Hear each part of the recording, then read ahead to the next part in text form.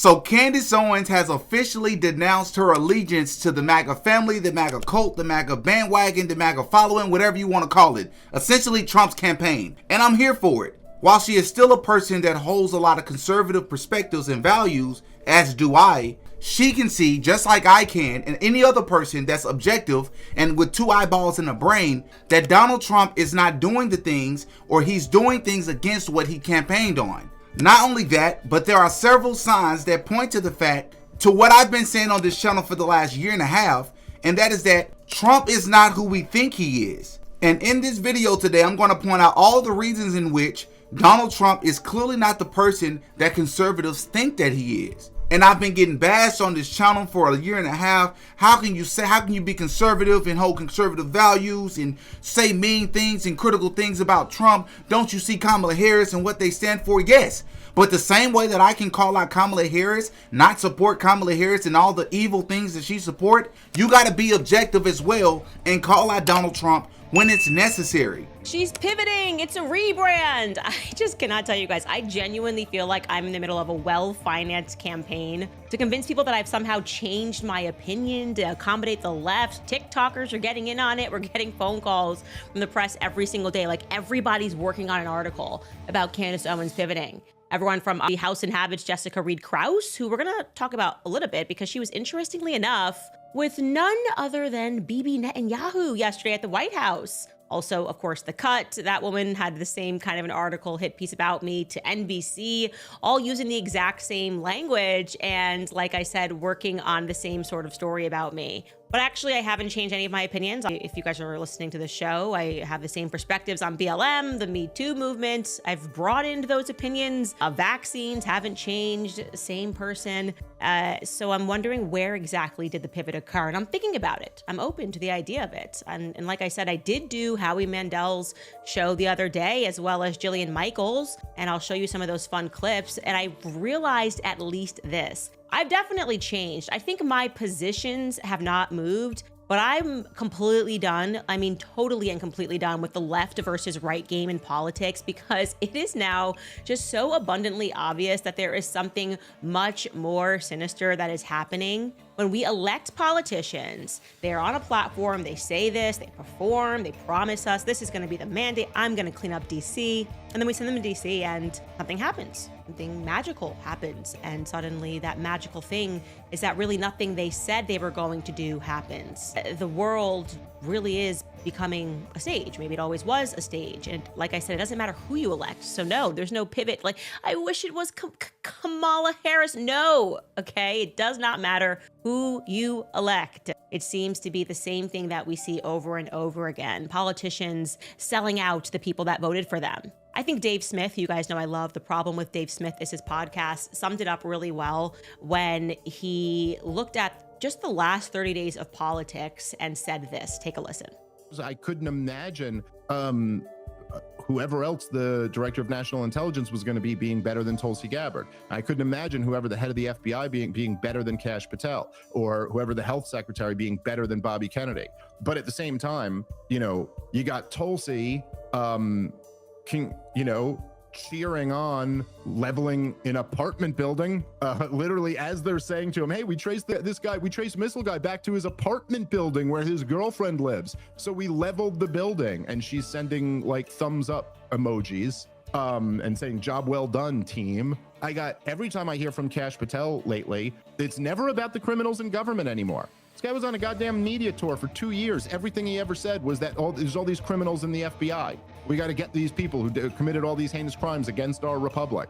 Not talking about that anymore today. Now he's talking about bringing down drug dealers and sex traffickers. It's like, okay, but that's not what you were saying before. And Bobby Kennedy is out fighting the real health crisis, which is anti-Semitism. So I'm just saying, looking around the room, looking around the administration at this point, I think we got the positives out of Donald Trump that we would get. But man, this all just points in such a bad direction. And it's disappointing. It's just really disappointing. I knew I would be disappointed, but it is on the level of a Greek tragedy that these guys had this mandate and this opportunity, and they're just all up. Yeah, you know what? Now that Dave Smith puts it that way, I feel like maybe it's not us that's pivoting, but it's them.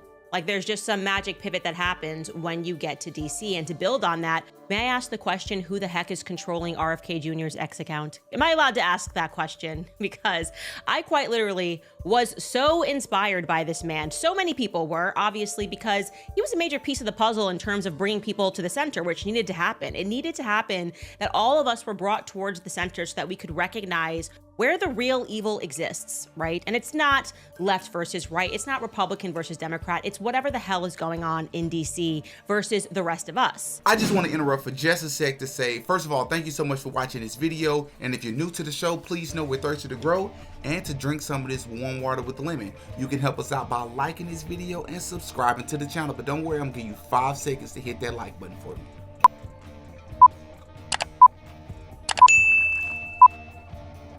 Thank you. Please follow us on our other socials as well. Thank you for your support. So let's go back to 2020, because it's always appeared to me that Trump was accepted by the Masonic Order. And on this channel, it's no secret, I believe that the Freemasons run this world. That's just what it is. I think there's a lot of evidence that point to that. And if you've been following this channel, you should know that I've done a pretty good job as to proving that. And I honestly don't believe that Donald Trump would have ever became president of the United States if he wasn't a part of that Masonic Order, period. He's always projected to the world that he belongs to money, and we all know who controls the money. Just ask yourself, has Trump ever actually done anything to move the needle? Has Trump ever actually done anything to go against the agenda? Yes, we can say that Trump kept his word in several ways since he's been back in office, by attacking the gender ideology crisis, the border, the tariffs, and a few other things. Many of them by way of executive order. But there are other things that Donald Trump has been doing since he's been in office that he never campaigned on. And not only did he not campaign on it, it's detrimental to the conservative movement. It's detrimental to Christian values. It's anti-American in many ways. But we'll get to that. Because clearly he's shown time and time again that he's deeply tied to the Masonic Order. If we want to understand why I don't believe Trump was ever against the agenda or ever trying to bring down the so-called quote-unquote Illuminati, which in my opinion is just another word for the Masonic Order, we have to take a serious look at his past. Trump has always made it clear what side he's on. And what I've always found so confusing is that while Candace Owens has done a great job of doing these great docu-series where she delves into the granularities of, you know, people's background stories like Kamala Harris and Brigitte Macron over there in France and all these other celebrities, I dare her to do the same thing with Trump. I dare her to. And I think the only reason she hasn't went that far is because she knows she'll lose a lot of people. She'll have she will still have much support, but she won't have as many people supporting her anymore because she's going to call out the same. Because if you delve into Donald Trump's history, the way you delved into Kamala Harris and all these other folks, you're going to find a lot of dirt. Let's start with Donald Trump's obvious connections. Look at the magazine covers he's been on, the TV shows he's acted in. Trump has been a part of the system his entire life. He was born into it. The man literally comes from money. And I'm pretty confident his family has always had Masonic ties. We can even see it in the decisions he made the first time he was in office. Take, for example, his appointment of Governor Terry Braxton, a known Freemason, to ambassador to China in 2016. If Trump was really fighting against the Masonic agenda, why would he hire Masons to work directly beside him? It just doesn't add up. Another relationship that should raise eyebrows is his friendship with Jeffrey Epstein. Trump and Epstein were tight, one would even say party brothers. The only thing that really caused a rift between them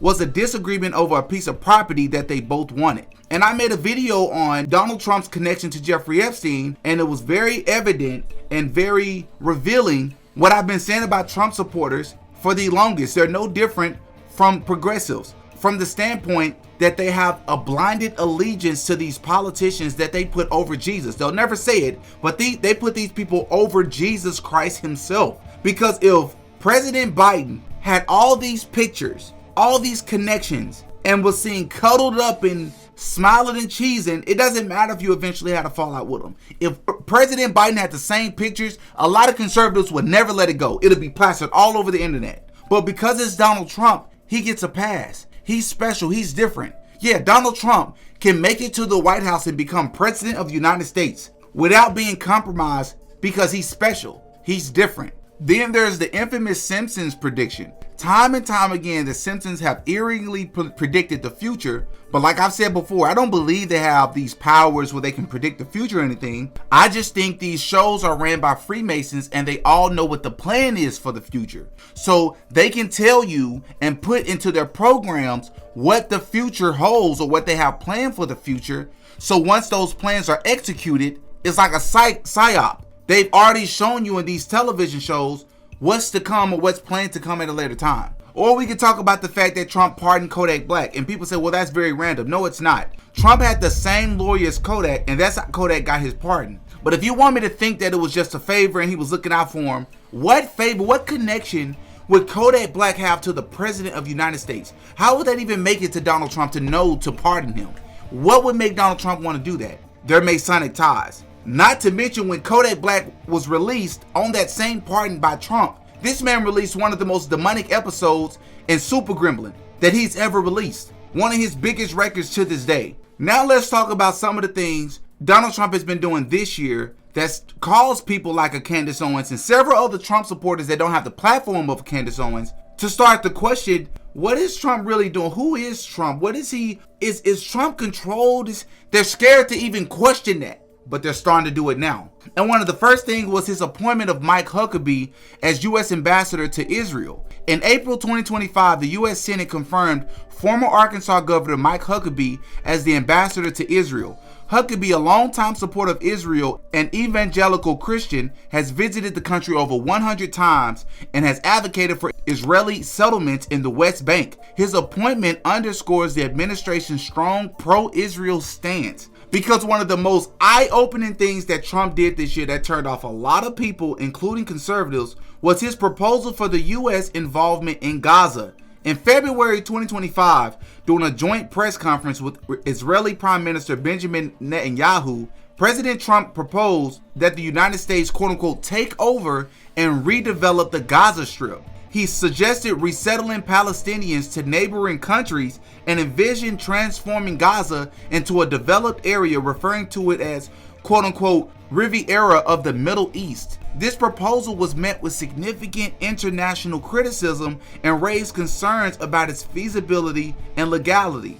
Imagine somebody came and tore up your house, your property, your land, your homeland, and then you're trying to figure out how to properly grieve because your family members and your friends and your neighbors have been unalived by all of this war and this bombing and this terror. And then on top of that, you got to figure out how you're going to get your houses and your buildings rebuilt in your neighborhood back up and thriving. And then here comes Donald Trump talking about he's going to take y'all without your permission and move you to another place and make that your new homeland. And he's going to take your current homeland and build it up to be some fancy resort, as if this place does not have familial significance and value to you all already. And then it was Donald Trump's stance on Iran's nuclear program. That's probably the most recent thing. President Trump has reiterated threats to use military force if Iran does not agree to halt its nuclear program. He emphasized that Israel would take a leading role in any potential military action against Iran, aligning closely with Israeli interests and security concerns. This is concerning. Trump spent all of this time campaigning as America first. But it seems to me, it seems to Candace Owens, it seems to so many other Americans that we are Israel first, America second. This is problematic. Candace Owens has done a great job on her show of tiptoeing around the fact that she's not feeling what Trump has been doing. And I knew months ago, Candace Owens was onto something.